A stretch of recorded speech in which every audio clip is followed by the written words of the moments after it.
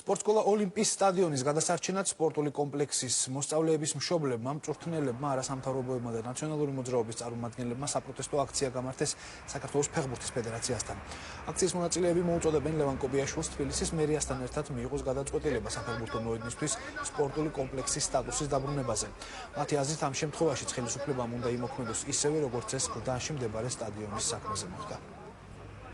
დანის სტადიონთან დაკავშირებით რაც გააკეთეს, ანალოგიურად უნდა მოიქცნენ ოლიმპის სტადიონთან მიმართებაში. დანის სტადიონთან მიმართებაში იქაც მოვატყუილეს გადანელებდა ჩვენ ჩაგვივარდა საბუთი ხელში, როცა სექტემბრის თვეში სარეკრეაციო სტატუსი მოუხსნა საკრებულოს თავმჯდომარემ ქართულმა ოცნებამ და საცხოვრებელი სტატუსი მიანიჭა გდანის სტადიონს და მათ შემდეგ რას აქ საზოგადოების პროტესტი გამოიხატა და გდანში ანალოგიური მოხდა, უკან დაიხიეს და ანალოგიურად უნდა გაკეთდეს ოლიმპის სტადიონთან მიმართებაში და ბატონი კობიაშვილი კეთილი უნდა ინებოს და გამოვიდეს თბილი ოფისიდან და ყველაფერი გააკეთოს და სტატუს quo აღადგინოს და იქ სტადიონი აღადგინოს და ბავშვებმა ივარჯიშონ. დარმანიასთან ერთად უნდა ითანამშრომლოს წინააღმდეგ შემთხვევაში. პროტესტი გაგრძელდება და მე მგონი ატყობს, რომ დღეს თუ აქ არის 500 ადამიანი მოსული, მას გაუჭირდება ელემენტარულად ოფისში შესვლა.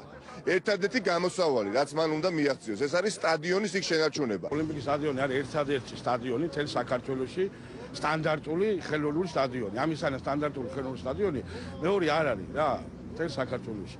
ამიტომ თხოვთ არ უნდა დაინგრეს, ვისავთხოვოთ ახლა ფედერაციაში ამასინათ იქ ვიყავით.